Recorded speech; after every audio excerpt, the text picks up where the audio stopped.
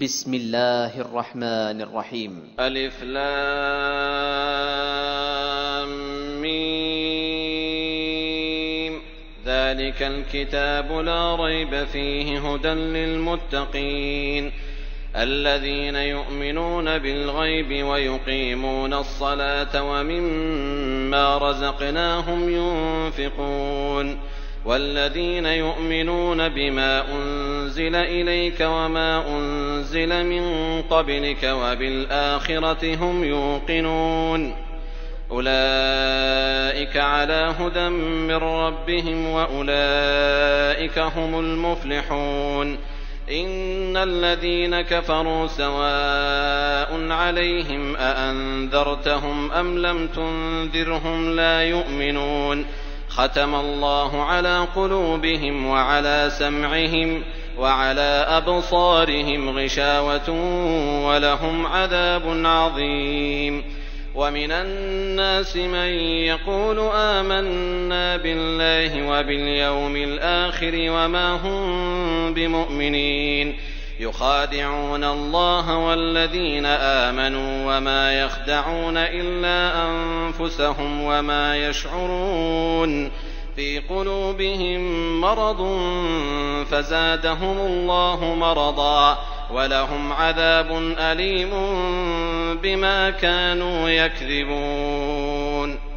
وإذا قيل لهم لا تفسدوا في الأرض قالوا إنما نحن مصلحون ألا إنهم هم المفسدون ولكن لا يشعرون. وإذا قيل لهم آمنوا كما آمن الناس قالوا أنؤمن كما آمن السفهاء ألا إنهم هم السفهاء ولكن لا يعلمون. وإذا لقوا الذين آمنوا قالوا آمنا وإذا خلوا إلى شياطينهم قالوا إنا معكم إنما نحن مستهزئون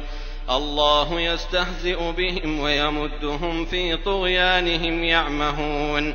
أولئك الذين اشتروا الضلالة بالهدى فما ربحت تجارتهم وما كانوا مهتدين.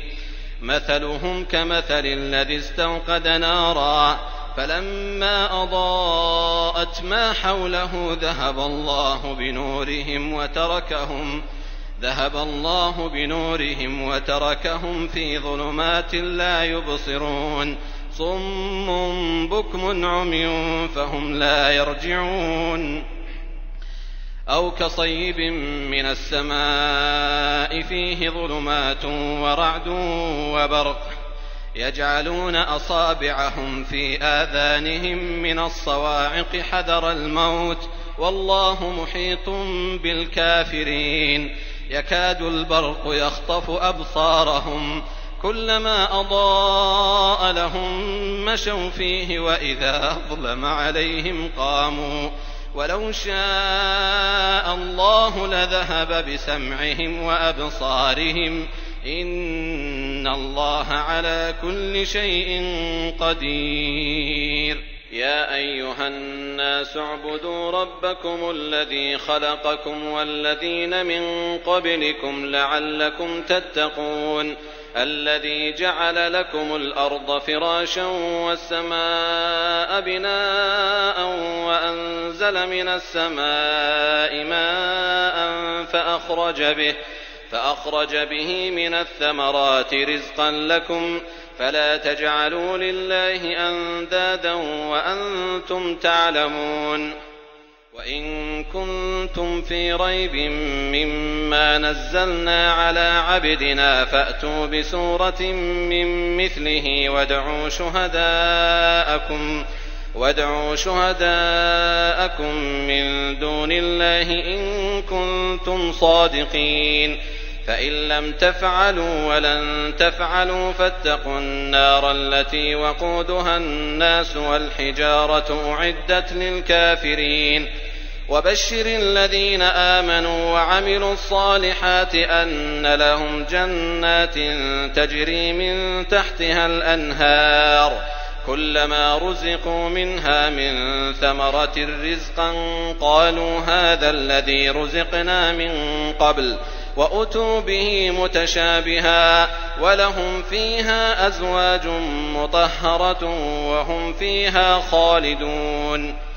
إن الله لا يستحيي أن يضرب مثلا ما بعوضة فما فوقها فأما الذين آمنوا فيعلمون أنه الحق من ربهم وأما الذين كفروا فيقولون ماذا أراد الله بهذا مثلا يضل به كثيرا ويهدي به كثيرا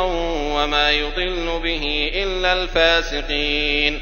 الذين ينقضون عهد الله من بعد ميثاقه ويقطعون ما أمر الله به أن يوصل ويفسدون في الأرض أولئك هم الخاسرون. كيف تكفرون بالله وكنتم أمواتا فأحياكم ثم يميتكم ثم يحييكم ثم إليه ترجعون. هو الذي خلق لكم ما في الأرض جميعا ثم استوى إلى السماء فسواهن 7 سماوات وهو بكل شيء عليم. وإذ قال ربك للملائكة إني جاعل في الأرض خليفة قالوا أتجعل فيها من يفسد فيها ويسفك الدماء ونحن نسبح بحمدك ونقدس لك قال إني أعلم ما لا تعلمون. وعلم آدم الأسماء كلها ثم عرضهم على الملائكة فقال أنبئوني بأسماء هؤلاء إن كنتم صادقين. قالوا سبحانك لا علم لنا إلا ما علمتنا إنك أنت العليم الحكيم. قال يا آدم أنبئهم بأسمائهم فلما أنبأهم بأسمائهم قال ألم أقل لكم إني أعلم غيب السماوات والأرض وأعلم ما تبدون وما كنتم تكتمون. وإذ قلنا للملائكة اسجدوا لآدم فسجدوا إلا إبليس أبى واستكبر وكان من الكافرين. وقلنا يا آدم اسكن أنت وزوجك الجنة وكلا منها رغدا حيث شئتما ولا تقربا هذه الشجرة فتكونا من الظالمين. فأزلهما الشيطان عنها فأخرجهما مما كانا فيه وقلنا اهبطوا بعضكم لبعض عدو ولكم في الأرض مستقر ومتاع إلى حين.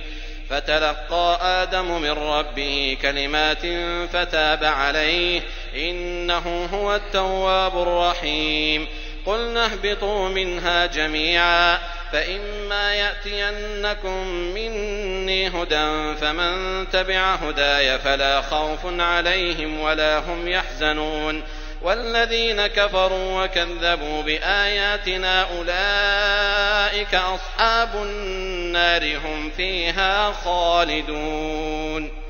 يا بني إسرائيل اذكروا نعمتي التي أنعمت عليكم وأوفوا بعهدي أوف بعهدكم وإياي فارهبون. وآمنوا بما أنزلت مصدقا لما معكم ولا تكونوا أول كافر به ولا تشتروا بآياتي ثمنا قليلا وإياي فاتقون. ولا تلبسوا الحق بالباطل وتكتموا الحق وأنتم تعلمون. وأقيموا الصلاة وآتوا الزكاة واركعوا مع الراكعين. أتأمرون الناس بالبر وتنسون أنفسكم وأنتم تتلون الكتاب أفلا تعقلون. واستعينوا بالصبر والصلاة وإنها لكبيرة إلا على الخاشعين. الذين يظنون أنهم ملاقو ربهم وأنهم إليه راجعون. يا بني إسرائيل اذكروا نعمتي التي أنعمت عليكم وأني فضلتكم على العالمين. واتقوا يوما لا تجزي نفس عن نفس شيئا ولا يقبل منها شفاعة ولا يؤخذ منها عدل ولا هم ينصرون. وإذ نجيناكم من آل فرعون يسومونكم سوء العذاب يذبحون أبناءكم ويستحيون نساءكم وفي ذلكم بلاء من ربكم عظيم. وإذ فرقنا بكم البحر فأنجيناكم وأغرقنا آل فرعون وأنتم تنظرون. وإذ واعدنا موسى 40 ليلة ثم اتخذتم العجل من بعده وأنتم ظالمون ثم عفونا عنكم من بعد ذلك لعلكم تشكرون. وإذ آتينا موسى الكتاب والفرقان لعلكم تهتدون. وإذ قال موسى لقومه يا قوم إنكم ظلمتم أنفسكم باتخاذكم العجل فتوبوا إلى بارئكم فاقتلوا أنفسكم ذلكم خير لكم عند بارئكم فتاب عليكم إنه هو التواب الرحيم. وإذ قلتم يا موسى لن نؤمن لك حتى نرى الله جهرة فأخذتكم الصاعقة وأنتم تنظرون ثم بعثناكم من بعد موتكم لعلكم تشكرون. وظللنا عليكم الغمام وأنزلنا عليكم المن والسلوى كلوا من طيبات ما رزقناكم وما ظلمونا ولكن كانوا أنفسهم يظلمون. وإذ قلنا ادخلوا هذه القرية فكلوا منها حيث شئتم رغدا وادخلوا الباب سجدا وقولوا حطة نغفر لكم خطاياكم وسنزيد المحسنين. فبدل الذين ظلموا قولا غير الذي قيل لهم فأنزلنا على الذين ظلموا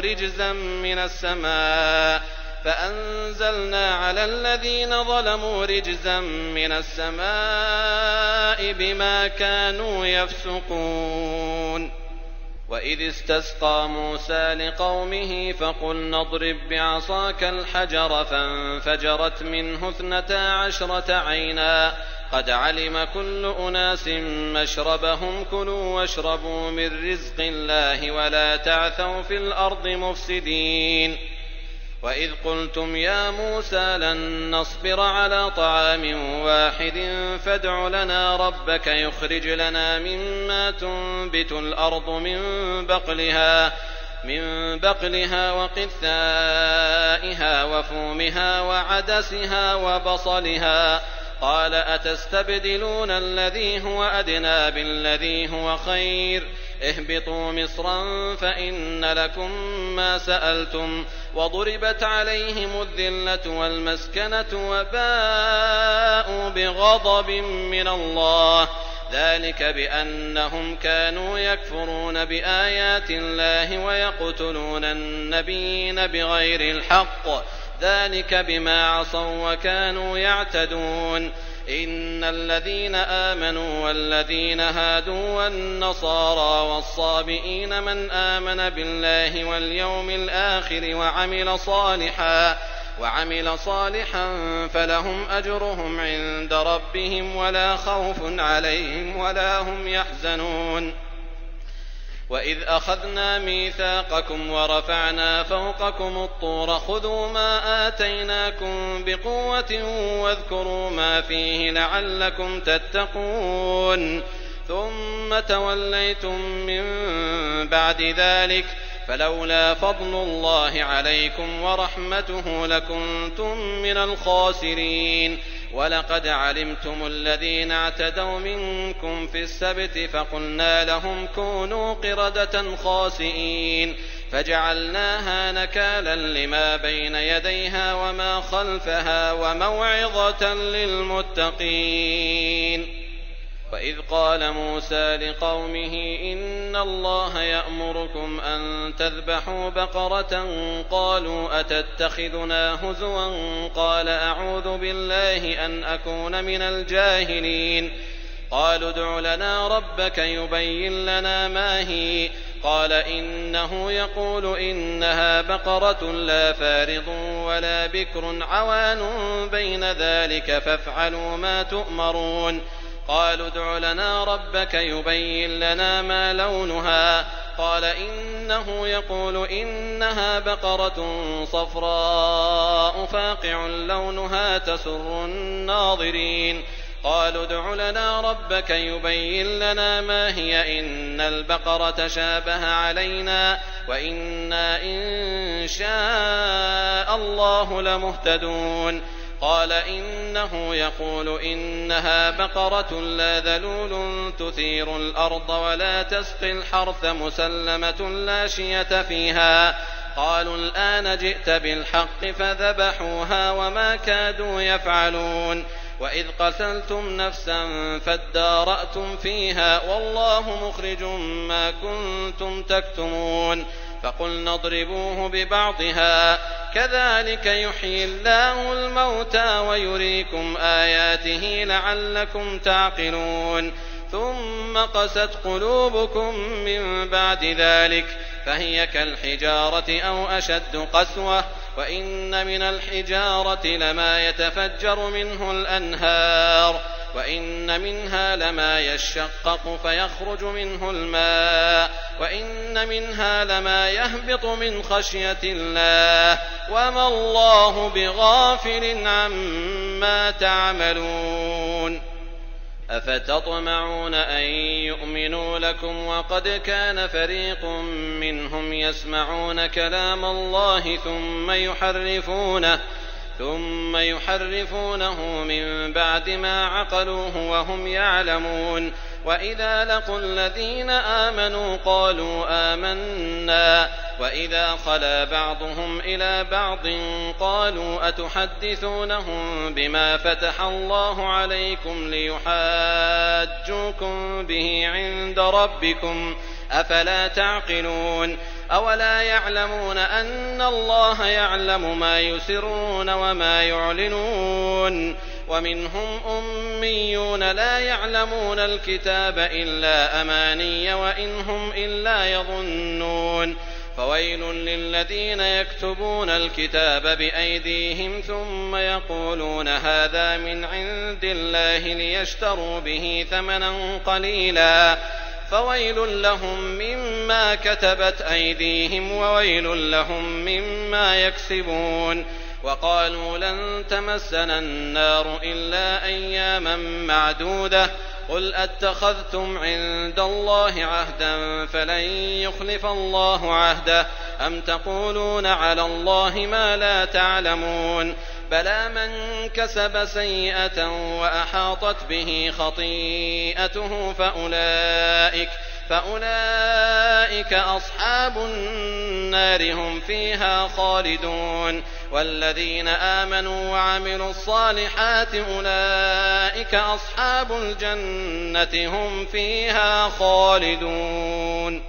وإذ أخذنا ميثاق بني إسرائيل لا تعبدون إلا الله وبالوالدين إحسانا وذي القربى واليتامى والمساكين وقولوا للناس حسنا وأقيموا الصلاة وآتوا الزكاة ثم توليتم إلا قليلا منكم وأنتم معرضون. وإذ أخذنا ميثاقكم لا تسفكون دماءكم ولا تخرجون أنفسكم من دياركم ثم أقررتم وأنتم تشهدون. ثم أنتم هؤلاء تقتلون أنفسكم وتخرجون فريقا منكم من ديارهم تظاهرون عليهم بالإثم والعدوان وإن يأتوكم أسارى تفادوهم وهو محرم عليكم إخراجهم أفتؤمنون ببعض الكتاب وتكفرون ببعض فما جزاء من يفعل ذلك منكم إلا خزي في الحياة الدنيا ويوم القيامة يردون إلى أشد العذاب وما الله بغافل عما تعملون أولئك الذين اشتروا الحياة الدنيا بالآخرة فلا يخفف عنهم العذاب ولا هم ينصرون. ولقد آتينا موسى الكتاب وقفينا من بعده بالرسل وآتينا عيسى ابن مريم البينات وأيدناه بروح القدس أفكلما جاءكم رسول بما لا تهوى أنفسكم استكبرتم ففريقا كذبتم وفريقا تقتلون وقالوا قلوبنا غلف بل لعنهم الله بكفرهم فقليلا ما يؤمنون ولما جاءهم كتاب من عند الله مصدق لما معهم وكانوا من قبل يستفتحون على الذين كفروا فلما جاءهم ما عرفوا كفروا به فلعنة الله على الكافرين بئس ما اشتروا به أنفسهم أن يكفروا بما أنزل الله بغيا أن ينزل الله من فضله على من يشاء من عباده فباءوا بغضب على غضب وللكافرين عذاب مهين. وإذا قيل لهم آمنوا بما أنزل الله قالوا نؤمن بما أنزل علينا ويكفرون بما وراءه وهو الحق مصدقا لما معهم قل فلم تقتلون أنبياء الله من قبل إن كنتم مؤمنين ولقد جاءكم موسى بالبينات ثم اتخذتم العجل من بعده وأنتم ظالمون وإذ أخذنا ميثاقكم ورفعنا فوقكم الطور خذوا ما آتيناكم بقوة واسمعوا قالوا سمعنا وعصينا وأشربوا في قلوبهم العجل بكفرهم قل بئس ما يأمركم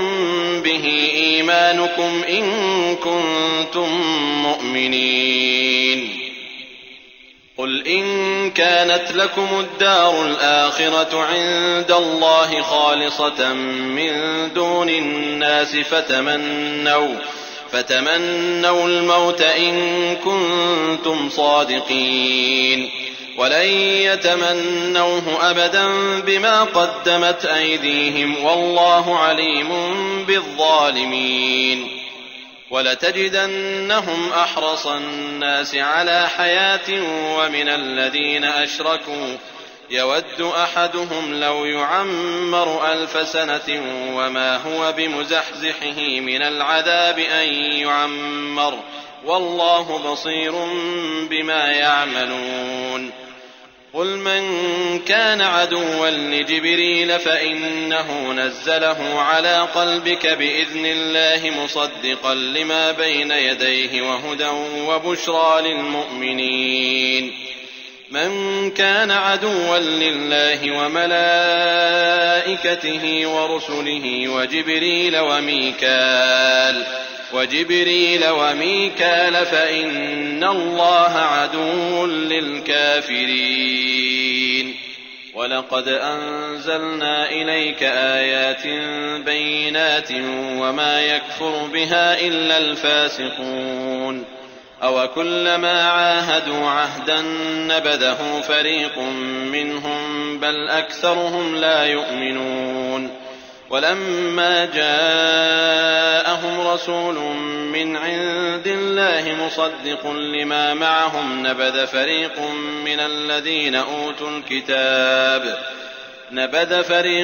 من الذين أوتوا الكتاب كتاب الله وراء ظهورهم كأنهم لا يعلمون واتبعوا ما تتلو الشياطين على ملك سليمان وما كفر سليمان ولكن الشياطين كفروا يعلمون الناس السحر وما أنزل على الملكين ببابل هاروت وماروت وما يعلمان من أحد حتى يقولا إنما نحن فتنة فلا تكفر فيتعلمون منهما ما يفرقون به بين المرء وزوجه وما هم بضارين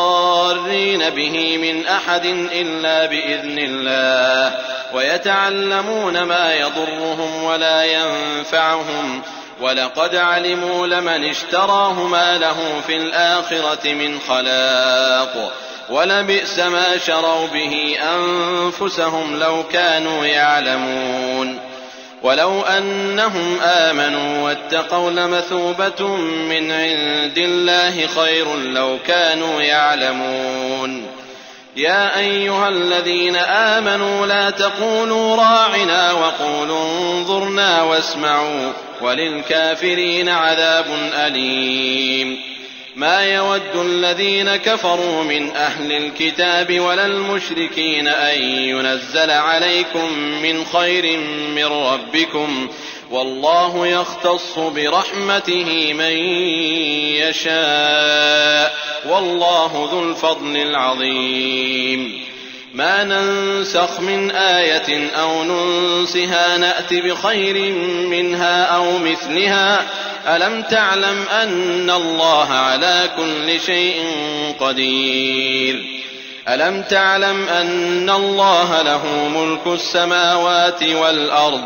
وما لكم من دون الله من ولي ولا نصير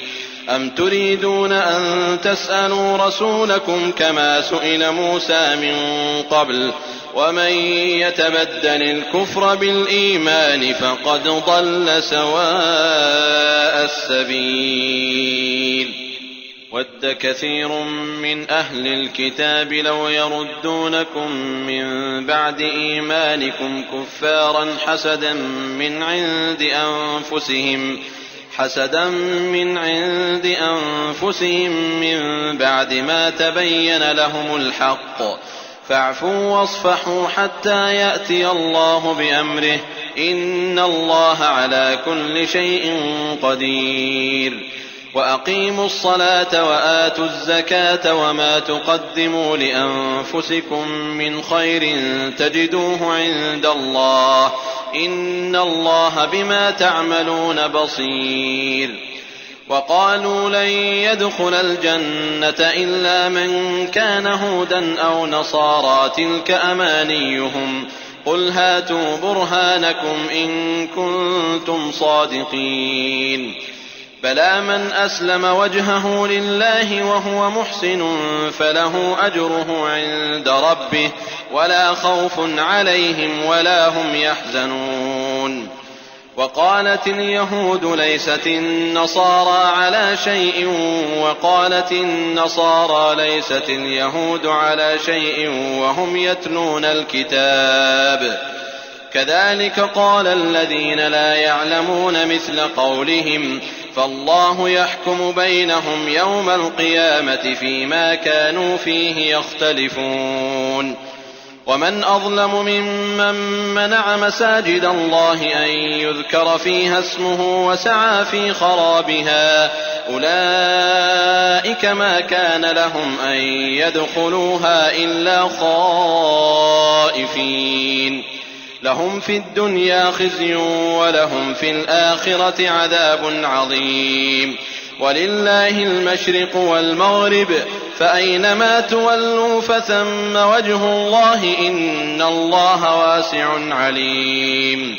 وقالوا اتخذ الله ولدا سبحانه بل له ما في السماوات والأرض كل له قانتون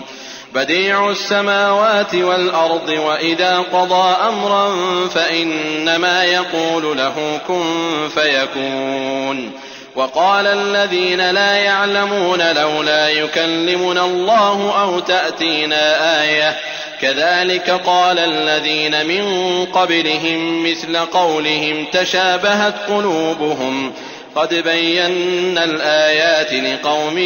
يوقنون إنا أرسلناك بالحق بشيرا ونذيرا ولا تسأل عن أصحاب الجحيم ولن ترضى عنك اليهود ولا النصارى حتى تتبع ملتهم قل إن هدى الله هو الهدى ولئن اتبعت أهواءهم بعد الذي جاءك من العلم ما لك من الله من ولي ولا نصير الذين آتيناهم الكتاب يتلونه حق تلاوته أولئك يؤمنون به ومن يكفر به فأولئك هم الخاسرون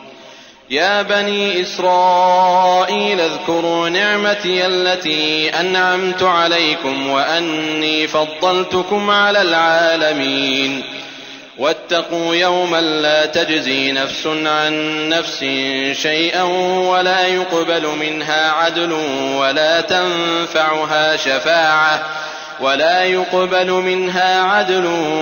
تنفعها شفاعة ولا هم ينصرون وإذ ابتلى إبراهيم ربه بكلمات فأتمهن قال إني جاعلك للناس إماما قال ومن ذريتي قال لا ينال عهد الظالمين وإذ جعلنا البيت مثابة للناس وأمنا واتخذوا من مقام إبراهيم مصلى وعهدنا إلى إبراهيم وإسماعيل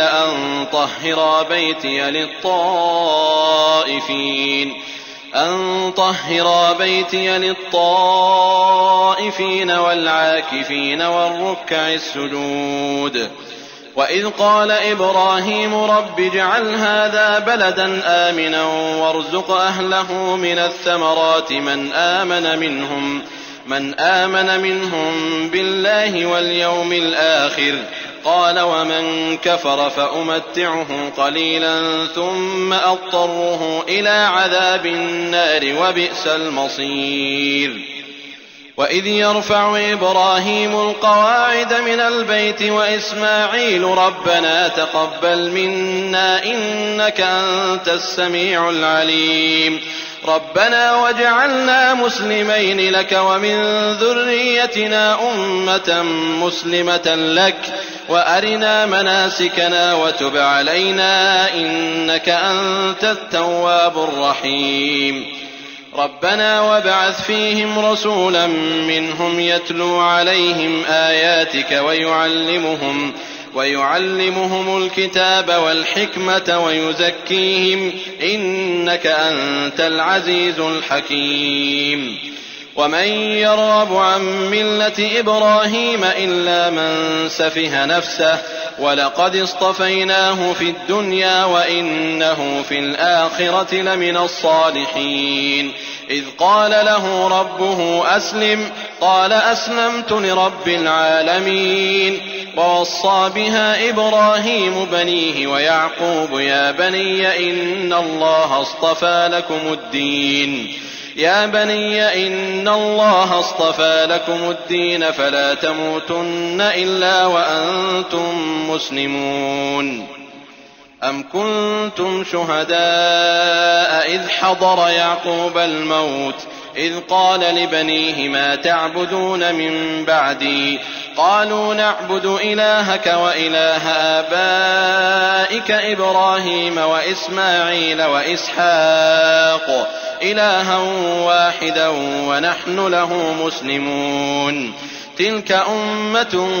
قد خلت لها ما كسبت ولكم ما كسبتم ولا تسألون عما كانوا يعملون. وقالوا كونوا هودا أو نصارى تهتدوا قل بل ملة إبراهيم حنيفا وما كان من المشركين. قولوا آمنا بالله وما أنزل إلينا وما أنزل إلى إبراهيم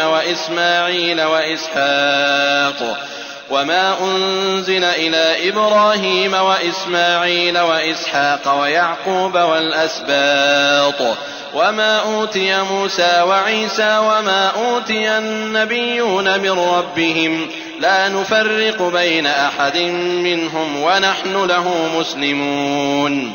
فإن آمنوا بمثل ما آمنتم به فقد اهتدوا وإن تولوا فإنما هم في شقاق فسيكفيكهم الله وهو السميع العليم. صبغة الله ومن أحسن من الله صبغة ونحن له عابدون. قل أتحاجوننا في الله وهو ربنا وربكم ولنا أعمالنا ولكم أعمالكم ونحن له مخلصون. أم تقولون إن إبراهيم وإسماعيل وإسحاق ويعقوب والأسباط كانوا هودا أو نصارى قل أأنتم أعلم أم الله ومن أظلم ممن كتم شهادة عنده من الله وما الله بغافل عما تعملون. تلك أمة قد خلت لها ما كسبت ولكم ما كسبتم ولا تسألون عما كانوا يعملون. سيقول السفهاء من الناس ما ولاهم عن قبلتهم التي كانوا عليها قل لله المشرق والمغرب يهدي من يشاء إلى صراط مستقيم. وكذلك جعلناكم أمة وسطا لتكونوا شهداء على الناس ويكون الرسول عليكم شهيدا. وما جعلنا القبلة التي كنت عليها إلا لنعلم من يتبع الرسول ممن ينقلب على عقبيه وإن كانت لكبيرة إلا على الذين هدى الله وما كان الله ليضيع إيمانكم إن الله بالناس لرءوف رحيم. قد نرى تقلب وجهك في السماء فلنولينك قبلة ترضاها فول وجهك شطر المسجد الحرام وحيث ما كنتم فولوا وجوهكم شطره وإن الذين أوتوا الكتاب ليعلمون أنه الحق من ربهم وما الله بغافل عما يعملون. ولئن أتيت الذين أوتوا الكتاب بكل آية ما تبعوا قبلتك وما أنت بتابع قبلتهم وما بعضهم بتابع قبلة بعض ولئن اتبعت أهواءهم من بعد ما جاءك من العلم إنك إذا لمن الظالمين. الذين آتيناهم الكتاب يعرفونه كما يعرفون أبناءهم وإن فريقا منهم ليكتمون الحق وهم يعلمون. الحق من ربك فلا تكونن من الممترين. ولكل وجهة هو موليها فاستبقوا الخيرات أينما تكونوا يأت بكم الله جميعا إن الله على كل شيء قدير. ومن حيث خرجت فول وجهك شطر المسجد الحرام وإنه للحق من ربك وما الله بغافل عما تعملون. ومن حيث خرجت فول وجهك شطر المسجد الحرام وحيث ما كنتم فولوا وجوهكم شطره لئلا يكون للناس عليكم حجة إلا إلا الذين ظلموا منهم فلا تخشوهم واخشوني ولأتم نعمتي عليكم ولعلكم تهتدون كما أرسلنا فيكم رسولا منكم يتلو عليكم آياتنا ويزكيكم ويعلمكم الكتاب والحكمة ويعلمكم ما لم تكونوا تعلمون فاذكروني أذكركم واشكروا لي ولا تكفرون يا أيها الذين آمنوا استعينوا بالصبر والصلاة إن الله مع الصابرين ولا تقولوا لمن يقتل في سبيل الله أموات بل أحياء ولكن لا تشعرون ولنبلونكم بشيء من الخوف والجوع ونقص من الأموال والأنفس والثمرات وبشر الصابرين الذين إذا أصابتهم مصيبة قالوا إنا لله وإنا إليه راجعون أولئك عليهم صلوات من ربهم ورحمة وأولئك هم المهتدون إن الصفا والمروة من شعائر الله فمن حج البيت أو اعتمر فلا جناح عليه أن يطوف بهما ومن تطوع خيرا فإن الله شاكر عليم إن الذين يكتمون ما أنزلنا من البينات والهدى من بعد ما بيناه للناس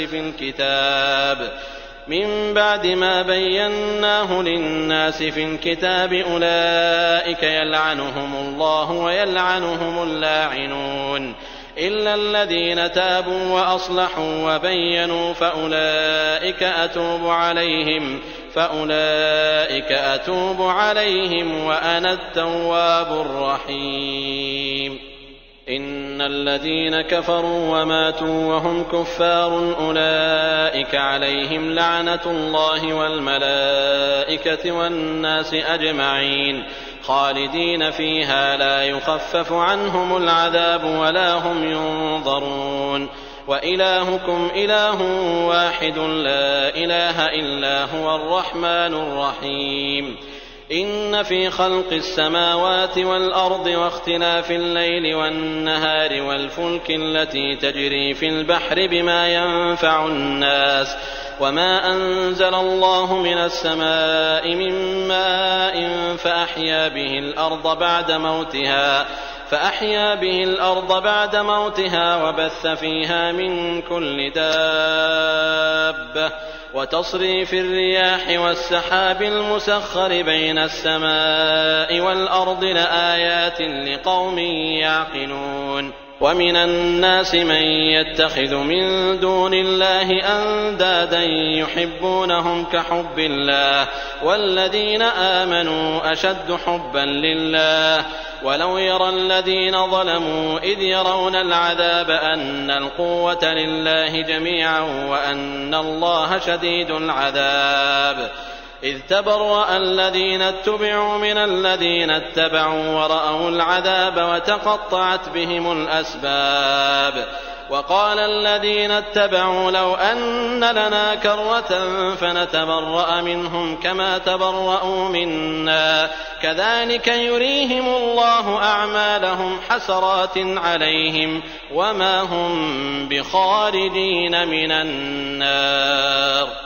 يا أيها الناس كلوا مما في الأرض حلالا طيبا ولا تتبعوا خطوات الشيطان إنه لكم عدو مبين إنما يأمركم بالسوء والفحشاء وأن تقولوا على الله ما لا تعلمون وإذا قيل لهم اتبعوا ما أنزل الله قالوا بل نتبع ما ألفينا عليه آباءنا أولو كان آباؤهم لا يعقلون شيئا ولا يهتدون ومثل الذين كفروا كمثل الذي ينعق بما لا يسمع إلا دعاء ونداء صم بكم عمي فهم لا يعقلون يا أيها الذين آمنوا كلوا من طيبات ما رزقناكم واشكروا لله إن كنتم إياه تعبدون إنما حرم عليكم الميتة والدم ولحم الخنزير وما أهل به لغير الله فمن اضطر غير باغ ولا عاد فلا إثم عليه إن الله غفور رحيم إن الذين يكتمون ما أنزل الله من الكتاب ويشترون به ثمنا قليلا أولئك ما يأكلون في بطونهم إلا النار ولا يكلمهم الله يوم القيامة ولا يزكيهم ولهم عذاب أليم أولئك الذين اشتروا الضلالة بالهدى والعذاب بالمغفرة فما أصبرهم على النار ذلك بأن الله نزل الكتاب بالحق وإن الذين اختلفوا في الكتاب لفي شقاق بعيد ليس البر أن تولوا وجوهكم قبل المشرق والمغرب ولكن البر من آمن بالله واليوم الآخر والملائكة والكتاب والنبيين وآتى المال على حبه ذوي القربى واليتامى والمساكين وابن السبيل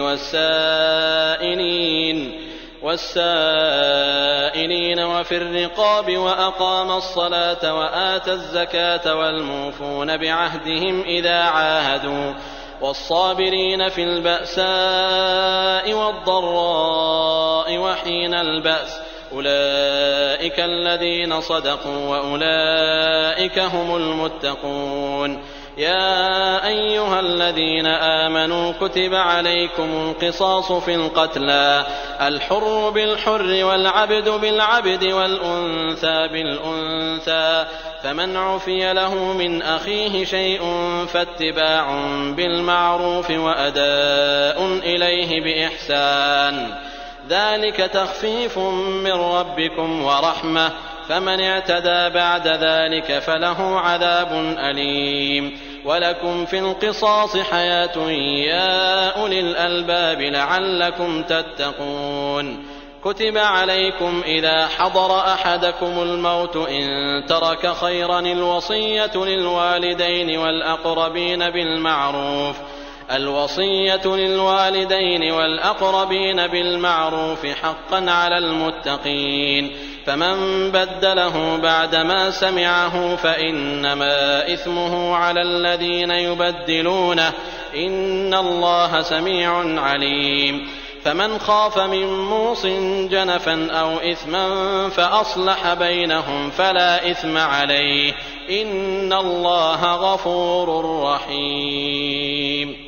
يا أيها الذين آمنوا كتب عليكم الصيام كما كتب على الذين من قبلكم لعلكم تتقون أياما معدودات فمن كان منكم مريضا أو على سفر فعدة من أيام أخر وعلى الذين يطيقونه فدية طعام مسكين فمن تطوع خيرا فهو خير له وأن تصوموا خير لكم إن كنتم تعلمون شهر رمضان الذي أنزل فيه القرآن هدى للناس وبينات من الهدى والفرقان فمن شهد منكم الشهر فليصم ومن كان مريضا أو على سفر فعدة من أيام أخر يريد الله بكم اليسر ولا يريد بكم العسر ولتكملوا العدة ولتكبروا الله على ما هداكم ولعلكم تشكرون وإذا سألك عبادي عني فإني قريب أجيب دعوة الداع إذا دعان فليستجيبوا لي وليؤمنوا بي لعلهم يرشدون أحل لكم ليلة الصيام الرفث إلى نسائكم هن لباس لكم وأنتم لباس لهن علم الله أنكم كنتم تختانون أنفسكم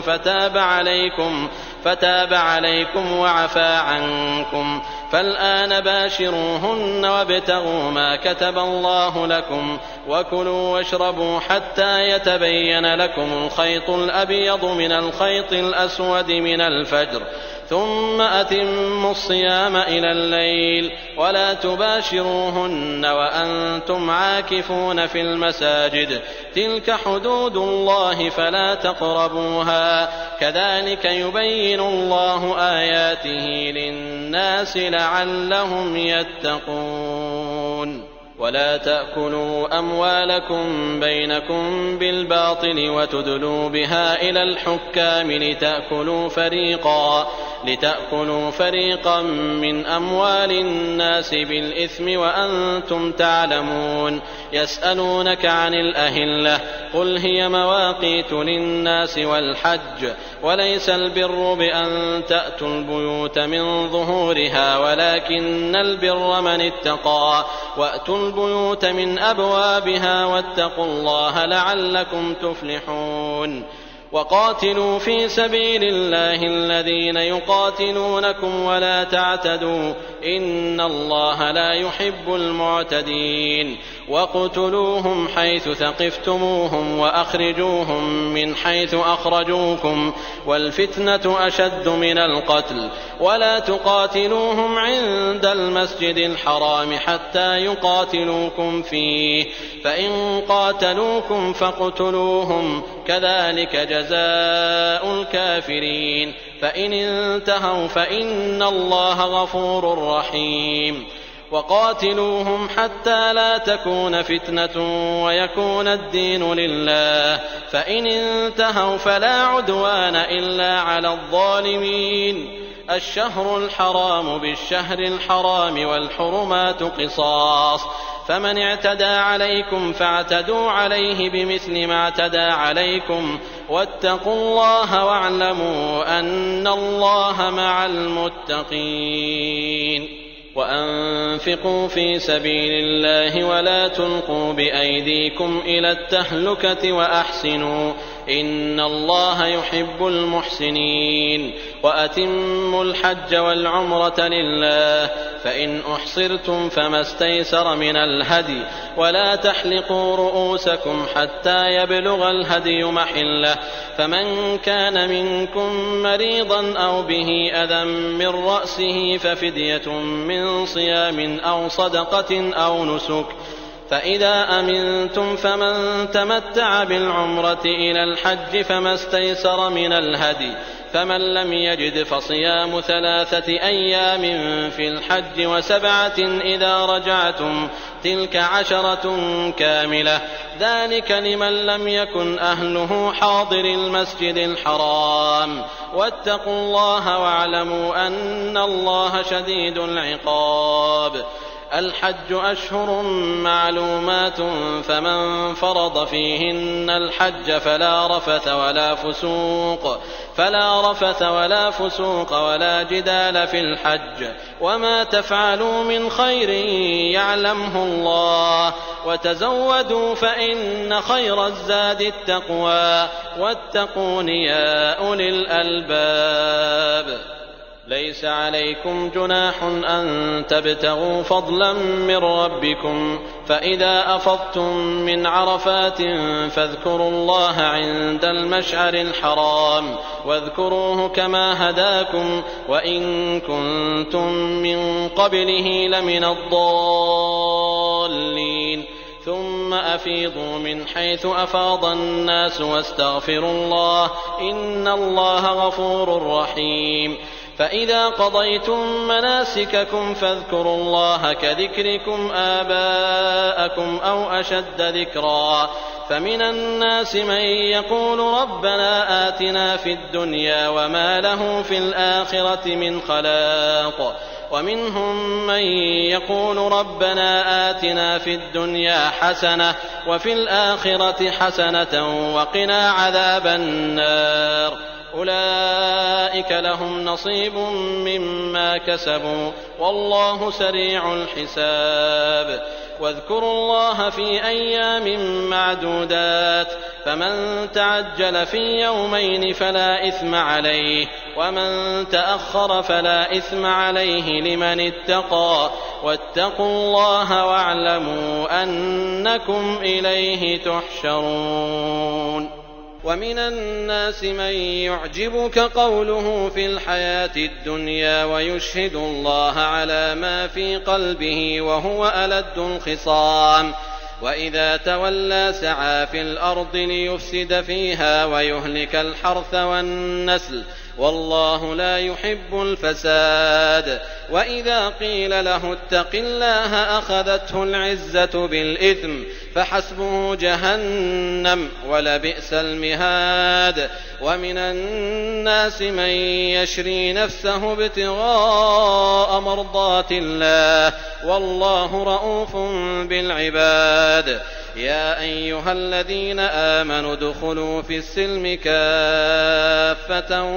ولا تتبعوا خطوات الشيطان إنه لكم عدو مبين. فإن زللتم من بعد ما جاءتكم البينات فاعلموا أن الله عزيز حكيم. هل ينظرون إلا أن يأتيهم الله في ظلل من الغمام والملائكة وقضي الأمر وإلى الله ترجع الأمور. سل بني إسرائيل كم آتيناهم من آية بينة ومن يبدل نعمة الله من بعد ما جاءته فإن الله شديد العقاب.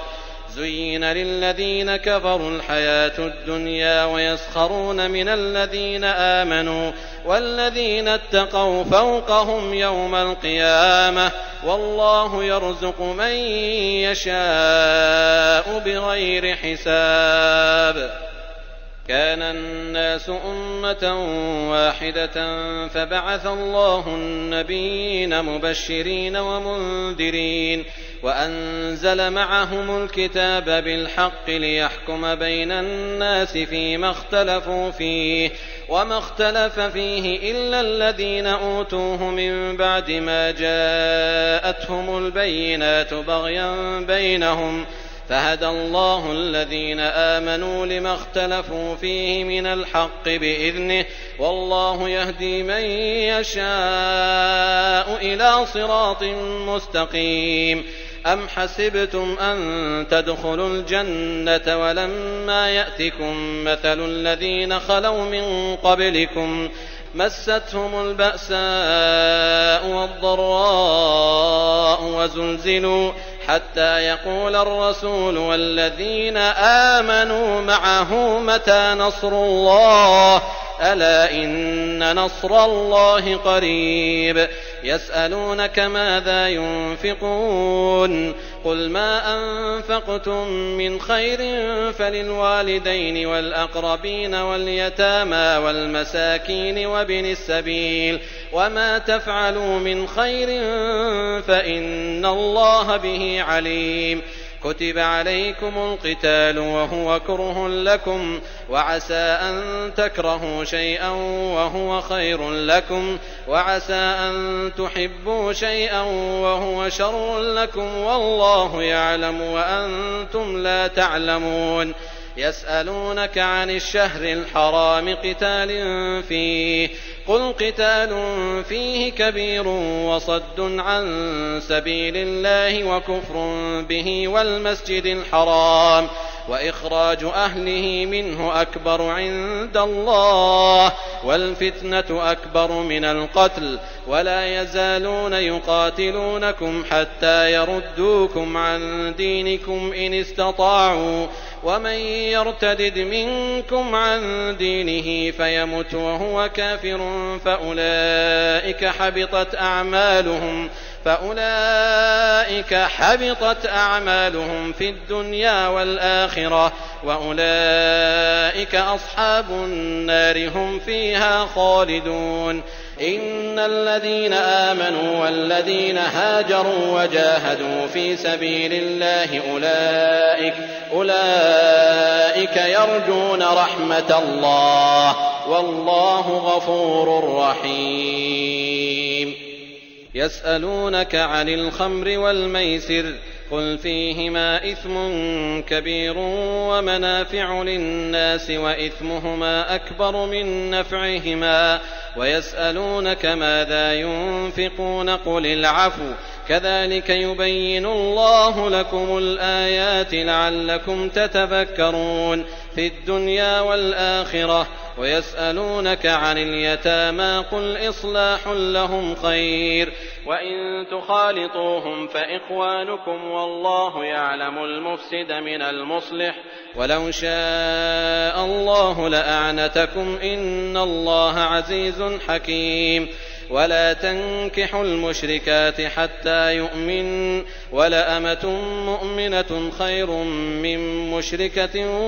ولو أعجبتكم ولا تنكحوا المشركين حتى يؤمنوا ولعبد مؤمن خير من مشرك ولو أعجبكم أولئك يدعون إلى النار والله يدعو إلى الجنة والمغفرة بإذنه ويبين آياته للناس لعلهم يتذكرون. ويسألونك عن المحيض قل هو أذى فاعتزلوا النساء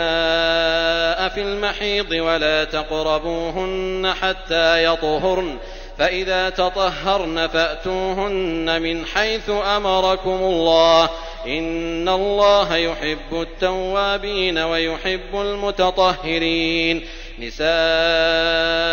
حرث لكم فأتوا حرثكم أنى شئتم وقدموا لأنفسكم واتقوا الله واعلموا أنكم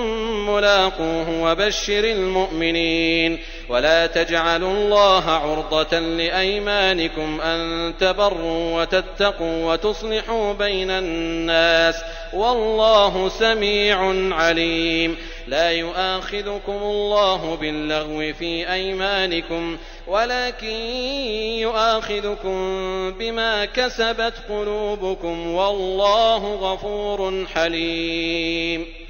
للذين يؤلون من نسائهم تربص 4 أشهر فإن فاءوا فإن الله غفور رحيم.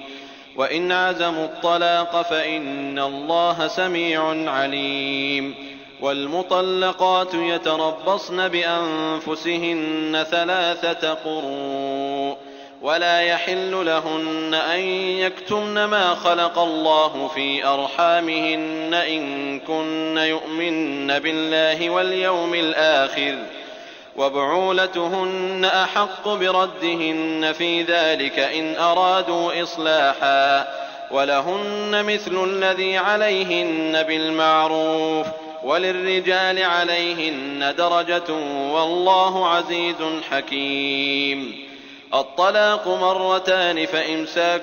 بمعروف أو تسريح بإحسان. ولا يحل لكم أن تأخذوا مما آتيتموهن شيئا إلا أن يخافا ألا يقيما حدود الله فإن خفتم ألا يقيما حدود الله فلا جناح عليهما فيما افتدت به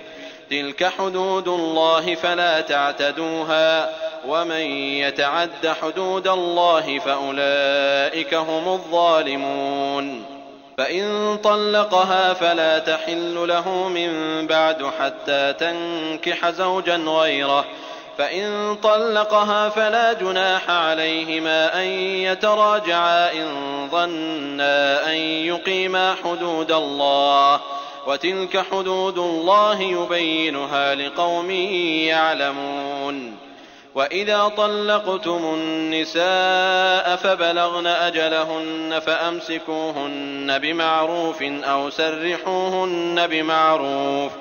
ولا تمسكوهن ضرارا لتعتدوا ومن يفعل ذلك فقد ظلم نفسه ولا تتخذوا آيات الله هزوا واذكروا نعمة الله عليكم وما أنزل عليكم من الكتاب والحكمة يعظكم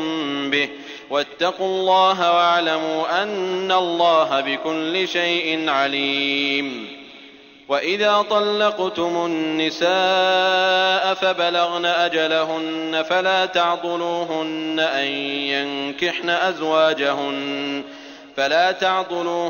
أن ينكحن أزواجهن إذا تراضوا بينهم بالمعروف، ذلك يوعظ به من كان منكم يؤمن بالله واليوم الآخر، ذلكم أزكى لكم وأطهر، والله يعلم وأنتم لا تعلمون. والوالدات يرضعن أولادهن حولين كاملين لمن أراد أن يتم الرضاعة، وعلى المولود له رزقهن وكسوتهن بالمعروف، لا تكلف نفس إلا وسعها، لا تضار والدة بولدها ولا مولود له بولده، وعلى الوارث مثل ذلك،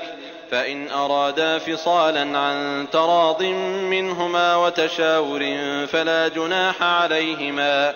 وإن أردتم أن تسترضعوا أولادكم فلا جناح عليكم إذا سلمتم ما آتيتم بالمعروف، واتقوا الله واعلموا أن الله بما تعملون بصير. والذين يتوفون منكم ويذرون أزواجا يتربصن بأنفسهن 4 أشهر و10، فإذا بلغن أجلهن فلا جناح عليكم فيما فعلن في أنفسهن بالمعروف، والله بما تعملون خبير. ولا جناح عليكم فيما عرضتم به من خطبة النساء أو أكننتم في أنفسكم، علم الله أنكم ستذكرونهن ولكن لا تواعدوهن سرا إلا أن تقولوا قولا معروفا، ولا تعزموا عقدة النكاح حتى يبلغ الكتاب أجله، واعلموا أن الله يعلم ما في أنفسكم فاحذروه، واعلموا أن الله غفور حليم. لا جناح عليكم إن طلقتم النساء ما لم تمسوهن أو تفرضوا لهن فريضة،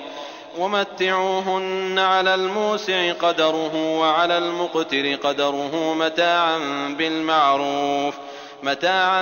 بالمعروف حقا على المحسنين. وإن طلقتموهن من قبل أن تمسوهن وقد فرضتم لهن فريضة فنصف ما فرضتم إلا أن يعفون أو يعفو الذي بيده عقدة النكاح، وأن تعفوا أقرب للتقوى، ولا تنسوا الفضل بينكم، إن الله بما تعملون بصير. حافظوا على الصلوات والصلاة الوسطى وقوموا لله قانتين.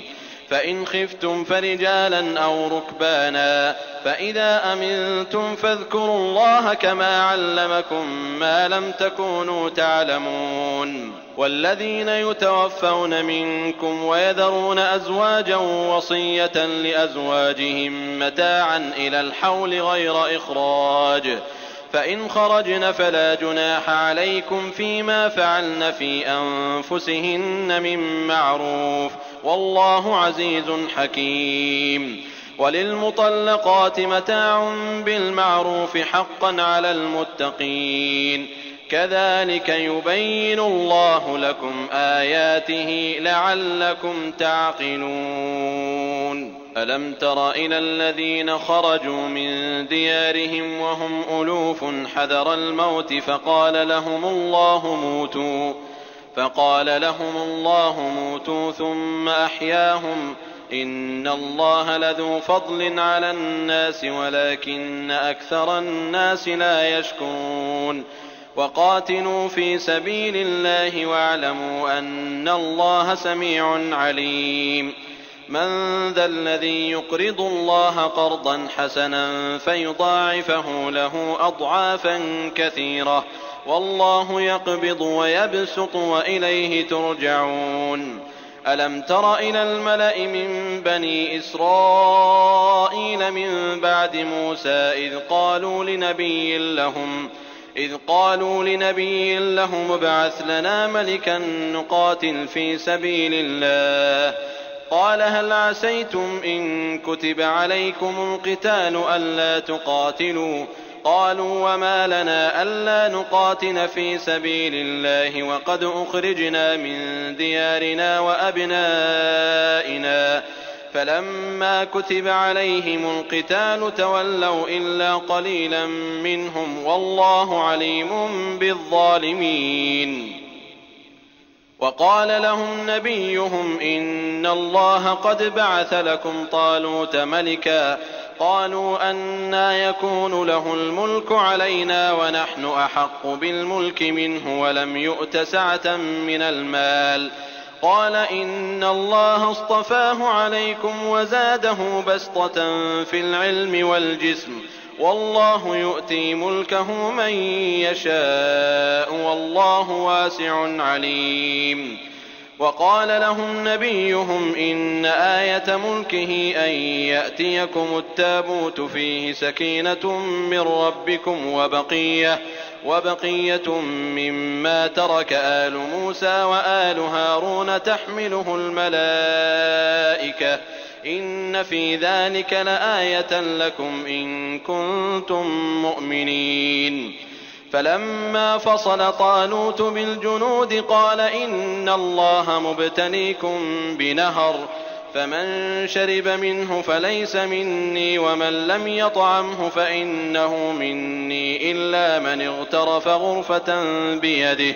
فشربوا منه إلا قليلا منهم فلما جاوزه هو والذين آمنوا معه قالوا لا طاقة لنا اليوم بجالوت وجنوده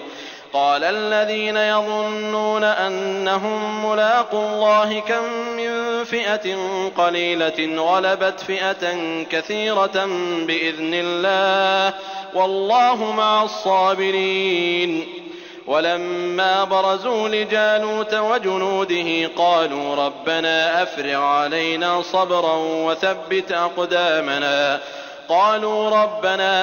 علينا صبرا وثبت أقدامنا وانصرنا على القوم الكافرين فهزموهم بإذن الله وقتل داود جالوت وآتاه الله الملك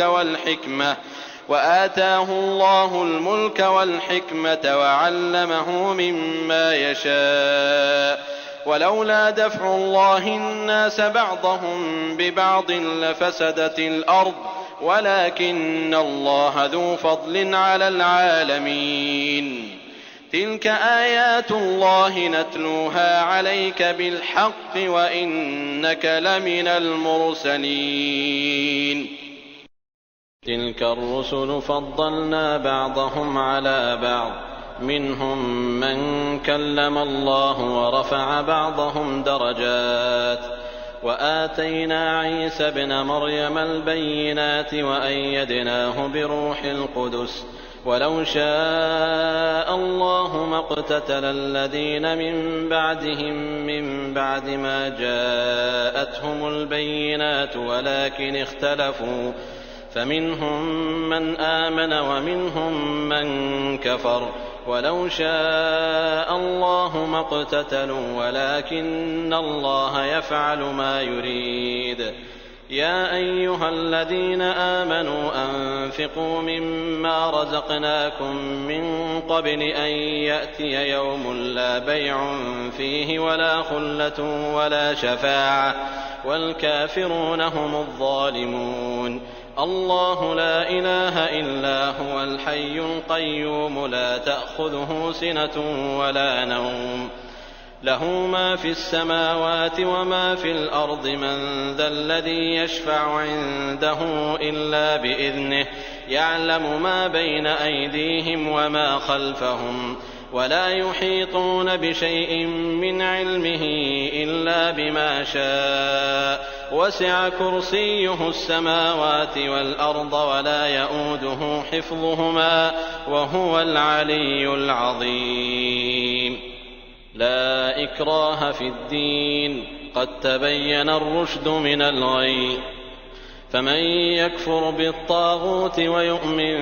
بالله فقد استمسك بالعروة الوثقى لا انفصام لها والله سميع عليم. الله ولي الذين آمنوا يخرجهم من الظلمات إلى النور، والذين كفروا أولياؤهم الطاغوت يخرجونهم من النور إلى الظلمات أولئك أصحاب النار هم فيها خالدون. ألم تر إلى الذي حاج إبراهيم في ربه أن آتاه الله الملك إذ قال إبراهيم ربي الذي يحيي ويميت قال أنا أحيي وأميت قال إبراهيم فإن الله يأتي بالشمس من المشرق فأت بها من المغرب فبهت الذي كفر والله لا يهدي القوم الظالمين. أو كالذي مر على قرية وهي خاوية على عروشها قال أنى يحيي هذه الله بعد موتها فأماته الله 100 عام ثم بعثه قال كم لبثت قال لبثت يوما أو بعض يوم قال بل لبثت 100 عام فانظر إلى طعامك وشرابك لم يتسنه وانظر إلى حمارك ولنجعلك آية للناس وانظر إلى العظام كيف ننشزها ثم نكسوها لحما فلما تبين له قال أعلم أن الله على كل شيء قدير.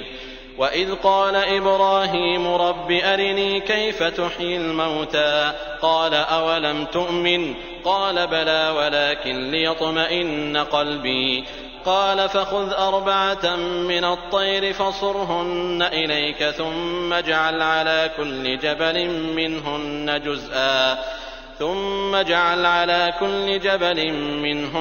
جزءا ثم ادعهن يأتينك سعيا واعلم أن الله عزيز حكيم. مثل الذين ينفقون أموالهم في سبيل الله كمثل حبة أنبتت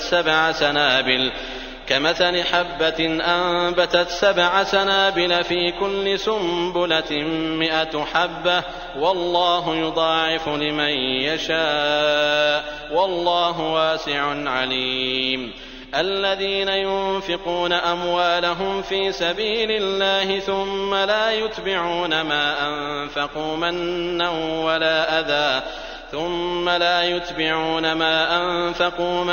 ولا أذى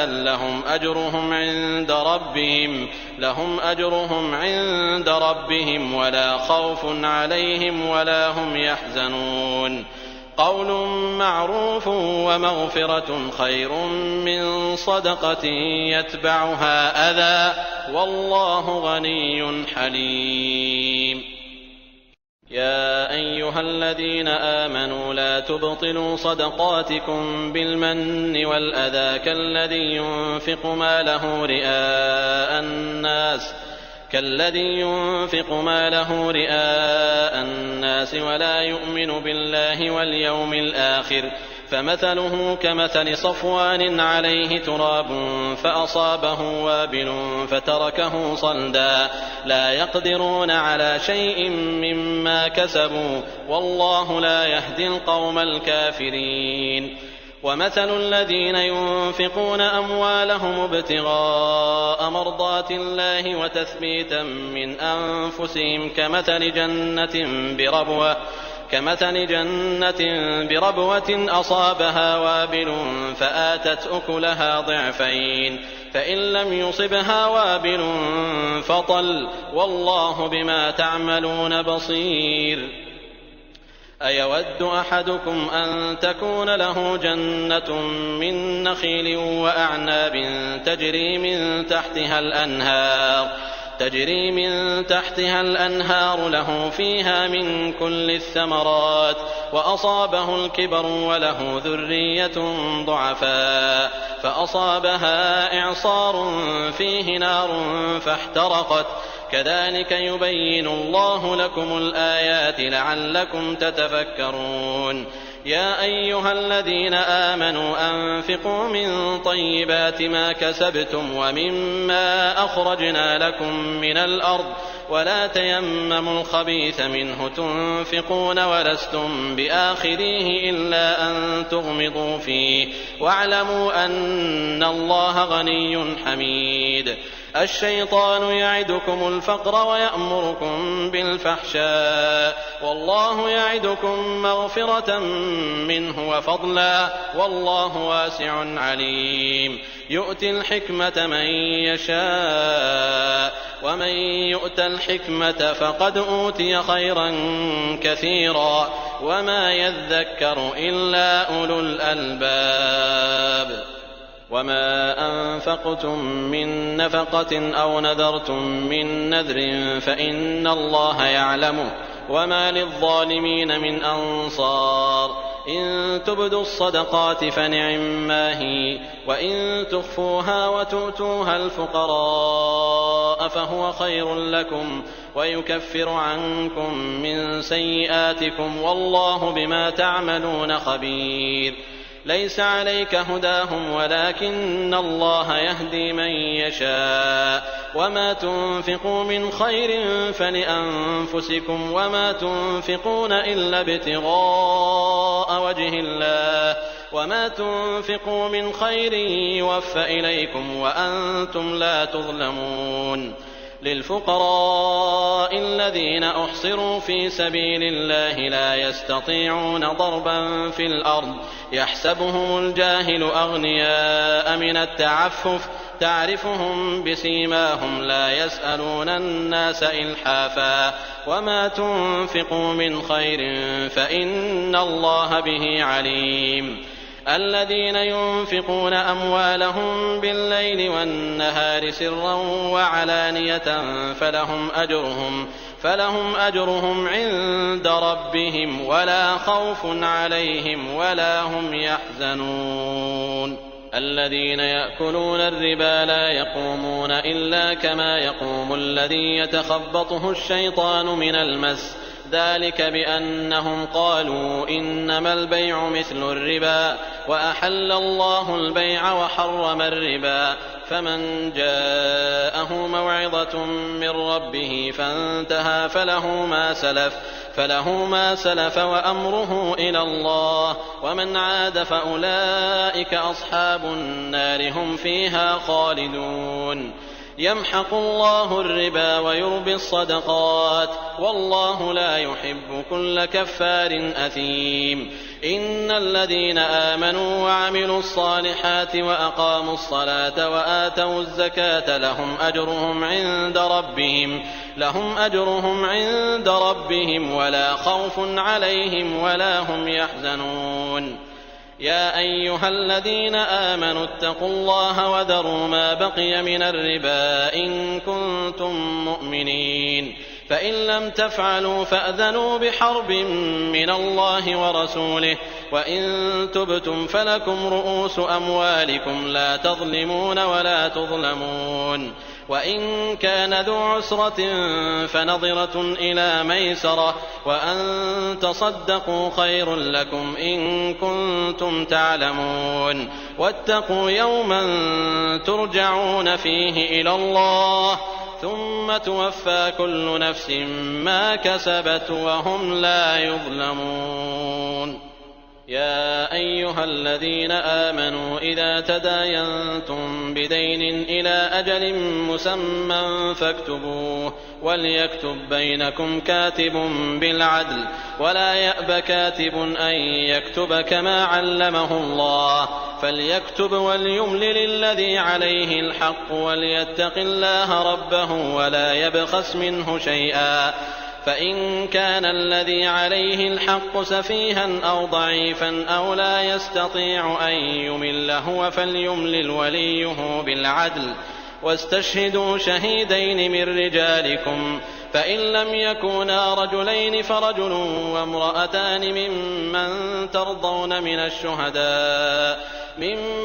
ترضون من الشهداء أن تضل إحداهما فتذكر إحداهما الأخرى ولا يأبى الشهداء إذا ما دعوا ولا تسأموا أن تكتبوه صغيرا أو كبيرا إلى أجله ذلكم أقسط عند الله وأقوم للشهادة وأدنى ألا ترتابوا إلا أن تكون تجارة حاضرة تديرونها بينكم فليس عليكم جناح ألا تكتبوها وأشهدوا إذا تبايعتم ولا يضار كاتب ولا شهيد وإن تفعلوا فإنه فسوق بكم واتقوا الله ويعلمكم الله والله بكل شيء عليم. وإن كنتم على سفر ولم تجدوا كاتبا فرهان مقبوضة فإن أمن بعضكم بعضا فليؤد الذي اؤتمن أمانته وليتق الله ربه ولا تكتموا الشهادة ومن يكتمها فإنه آثم قلبه والله بما تعملون عليم. لله ما في السماوات وما في الأرض وإن تبدوا ما في أنفسكم أو تخفوه يحاسبكم به الله فيغفر لمن يشاء ويعذب من يشاء والله على كل شيء قدير. آمن الرسول بما أنزل إليه من ربه والمؤمنون كل آمن بالله وملائكته وكتبه ورسله لا نفرق بين أحد من رسله وقالوا سمعنا وأطعنا غفرانك ربنا وإليك المصير. لا يكلف الله نفسا إلا وسعها لها ما كسبت وعليها ما اكتسبت ربنا لا تؤاخذنا إن نسينا أو أخطأنا ربنا ولا تحمل علينا إصرا كما حملته على الذين من قبلنا ربنا ولا تحملنا ما لا طاقة لنا به واعف عنا واغفر لنا وارحمنا أنت مولانا فانصرنا على القوم الكافرين.